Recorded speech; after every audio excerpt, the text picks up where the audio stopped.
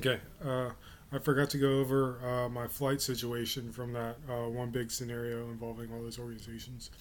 So, uh, the chronology of all this is very important. So, I get permission for 78 conferences, and then I contact, or then I buy my flights.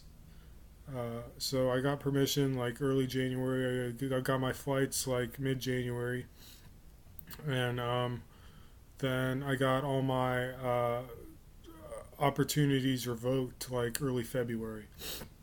So basically, um, then I have to call Priceline and Allianz Travel Protection back because I need a refund for my flight.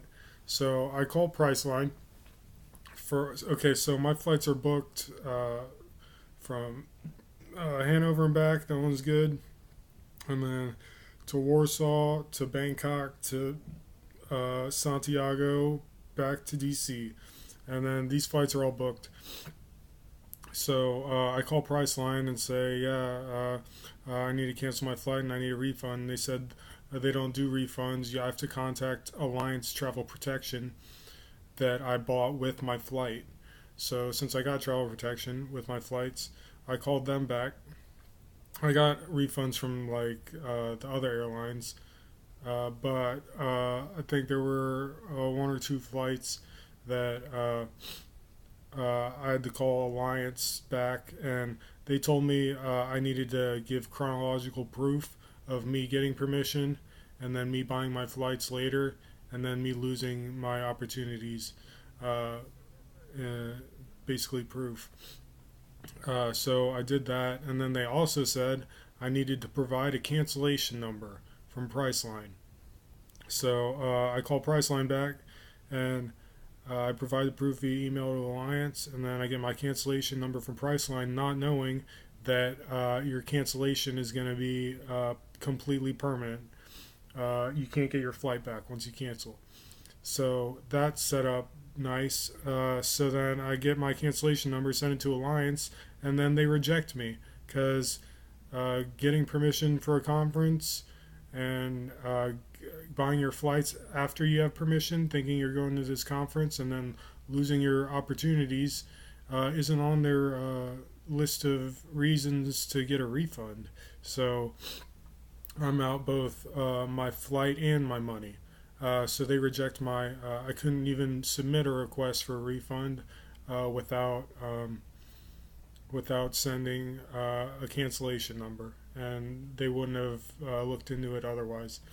Um, so basically, so I contact Supreme Court for all of this, and basically, Supreme Court says finally, like someone who actually acknowledged me, this nice lady on the Supreme Court line recommended, actually told me after I'd submitted a lot of things to the Supreme Court that this nice lady actually catered to me and recommended. She filled me in with the fact that Supreme Court doesn't deal with anything unless it goes through a lower court first. So the fact that she told me that she filled me in on what I was on how I should go about what I'm trying to do is good, and she also filled me in on uh, how she gave me an option like how I should take them to court. Since it has to go through a lower court before Supreme Court will do anything about it, she told me about informa pauperis. That's IN space FORMA space PAUPERIS. Informa pauperis. That's basically you can take a company to court and you can get all your fees waived. So that's obviously something I'm trying to do. So, and I'm not going to be content with I'm not going to be content with just getting my flight money back and getting flown out there business class in 2020. Uh, I'm not going to be content with just that. I need something established to where this won't happen to a future upcoming and aspiring international school teacher. So, and with the airline deal, um, Yeah, that's just a sham. You got this partnership of Priceline and Allianz, and basically these guys are uh, getting off on customers, putting them in situations where they're forced to try to get a refund, and they have to cancel their flight, which is you can't get back. It's just a sham, blatant sham, blatantly subtle. Um, I don't know how else to word it. And I want to go over here what I sent to the Department of or Bureau of Diplomatic Security, because there's a lot of things. Yeah, here we go. Uh, I forgot to say this in my first video. This is sent to Department of State Bureau of Diplomatic Security. You discipline me, but you do nothing about them. After I get a cease and desist. Uh, I left a very detailed message to all 8 international school conferences asking them for clarification if they had a student non-member option for me. How many applicants were they going to have in Tashkent with workshop certificates from all 8 2019 conferences? None, except me. I got permission for 7 of 8, had my totals for 6. Mr. Executive Director left all 5 to 10 of my questions unanswered, did not acknowledge my request, and asked a question that was already answered in my first email, so I responded with, "You obviously didn't read my first message for those reasons." He then ceases communication with me, to which I remain professional. Right there, he does not have the right to make executive and individual stubborn decisions to negatively affect my future with detrimental intent. I then found out how to navigate most of those sites and found out that AASSA did have a student non-member option for me, which is all he had to respond with to do his job and accommodate me appropriately. The sequence is very important. I remain professional even after he ceased communication with me. Then I paid. Then a few weeks later, he revoked my opportunity. Here I am letting one person have their way with me. I would lose pride for myself if I take this on the chin, and that should be understandable. Nobody has acknowledged this situation that I was put in. You need to make sure this does not happen again. I then provided the outburst he was looking for, and he relayed the provoked reaction to other conference organizations who followed suit in terminating my opportunities, and the people at ISS marked my email as spam from the very beginning.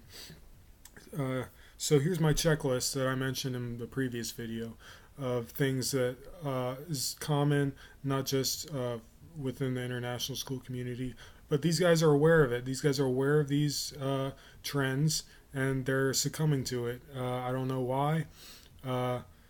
So detrimental intent towards me while mine's positive towards me, negative motive, teaching me a lesson, provoking, orchestrating, take it on the chin, untimely and unhelpful responses, if any at all, with disgraceful response time and service, unanswered questions, unacknowledged requests. There's a bunch more. I'll have to go through my emails and put it all on one page. So he only responded to things he could use against me, like he was playing some sick game threatening harassment while subtly getting off on me, because his subtle actions aren't against the law or terms and conditions. So you need to acknowledge this situation I was in, where 0 people would listen to me a month before the conferences. He may have been subtle, but his goals and motives were blatant, as he's not looking out for my well-being from the very beginning. You need to establish some sort of statute saying employees need to cater to people who message them, face immediate termination. Alumni, Tashkent, Oslo, Budapest, not taken seriously, be an important figure in the international community, but I'm not going to get there if the only way to get there is to take it on the chin from some guy. And if I were part of these organizations, I wouldn't let this happen to any upcoming international school teacher. Flights are booked. Bought conferences to Bangkok and Santiago early January, was provoked mid to late January. Priceline said to call Allianz. I just went over that. You guys are a piece of work allowing these guys to get off on people in their endeavors. You need to relay this to more than one person. This is something I use to the international school associations. You need to relay this to more than one person, because I'm not comfortable with one person handling this, making a final decision. All it would take is one board member to acknowledge the situation I was put in that made me have to use profanity to get a response, which I will not do again. My main goal is not to have this happen to anyone again. I'm taking all these organizations to court via informed pauperous, because Supreme Court won't do anything about it unless it goes through a lower court first, unless you guys can. He does not have the right to make such decisions, and this is a good one. They get through their emails like poor customer service agents, not providing proper service. Get through their email is their goal and their focus, when their focus should be to accommodate people who message them because it's their job. And then here's another one. I want to play 20 questions, 28 questions. So a lot of this is going to be viewed as a rant. I just want to get this all on 2 videos. So basically, what do you guys think of cops shooting dogs? This is something I'm not going to stand for. Basically, I relate to it because you see all these situations of people provoking animals and then the animal getting put down for something that they're accommodating the person who is provoking them. And then what do you guys think about Chipotle employees? You ask for an extra tortilla, they don't give you an extra tortilla. You get skimped on everything all the way down, maybe some extra beans, and then you get all the liquid and the mild. You get I don't know, every station at Chipotle I get absolutely gotten off on. And then you look at their hands and make sure that their gloves aren't touching your food, because that's why I don't get lettuce, because I don't want meat sauce on my because they're trying to prove a point to you every time, dude, we use these dishes for meat, so whatever they're trying to do, I don't know what they're trying to do. They're trying to, every time it's just I don't care, I don't want your gloves, and you blatantly make it look like you're looking at their gloves so they don't touch your food, and then they do it automatically. It's so messed up. And then one manager just hovered my bowl over the sour cream, as he's waiting for the cashier to get ready. He just hovered over the bowl. So I called him later, hey, can you look at your video about when I came in? I had this certain color sweatshirt on. Can you do something about this? And then they gave me 2 free bowls, but they didn't do anything about their guy because he's the fucking manager. And then, so what do you guys think about getting permission for a conference and buying a flight through Priceline, getting your conference opportunity revoked, therefore calling Priceline, tell you need to contact the Allianz travel protection policy you bought with your flight, who tell you need to provide proof and cancellation number, so you call Priceline to cancel, not knowing cancellation is permanent, and relayed proof of emails and cancellation under Alliance, who rejects you, so you're out both your flight and your money. That's good. What do you guys think about professional ghosting? There's this article, if you guys search glazer, Glazer, ghosting. He talks about professional ghosting, and basically you need to go read that. What do you guys think about a company of which you need assistance from or need their service, hiring an individual to be responsible for responding to emails, answering questions, and acknowledging requests, then doesn't? What do you guys think about your Microsoft account getting suspended every time anybody reports you or anything? What do you guys think about getting knocks on your door until you show up for a student conduct meeting because they call you in every time anybody reports you for anything? What do you guys think about Apple and Norton support? What do you guys think about your MacBook breaking the day after your warranty expires? What do you guys think about Apple Store not fixing your battery for $70 because your computer has liquid damage and offering you one $700 option instead of fixing your battery because for $70 to fix every part of your laptop when it works just fine, it just won't charge. And the person telling you this has been through this situation himself. That's a good one. So what do you guys think about plugging your iPhone in and having it run out of battery during the Apple loading screen 10 times in a row? What do you guys think about random? These are just things I'm not going to take, so it's going to sound like a rant. I just need to not take it. So what do you guys think about random $1,000 bills from PayPal? What do you guys think about university clubs not letting you join when you plan to be in that club before you transfer to that university so you can have it on your resume? That was first time I got called to student conduct. These guys weren't letting me in their club. They were actually asking questions that were obvious, and I said they were obvious, and then they said they didn't want me in their club because I was being disrespectful when it was obvious what I was asking. I said, put me on the mailing list, and when are the meetings? And I didn't format the email correctly for a club like I do my teachers. I don't care. And I asked two things and they didn't send them. So what do you guys think about buying UFC 234 at 6 p.m. the night of the fight and not getting your confirmation until 2 a.m.? I don't know. Maybe they should discontinue selling the fight at 2 p.m. or make it immediately. What do you guys think about typing the correct password in 3 times in a row? What do you guys think about Coinbase not letting you buy Bitcoin and making you go elsewhere? What do you guys think about banks terminating your account strictly to make it harder for you to buy Bitcoin? That's what Clear Mountain Bank did to me.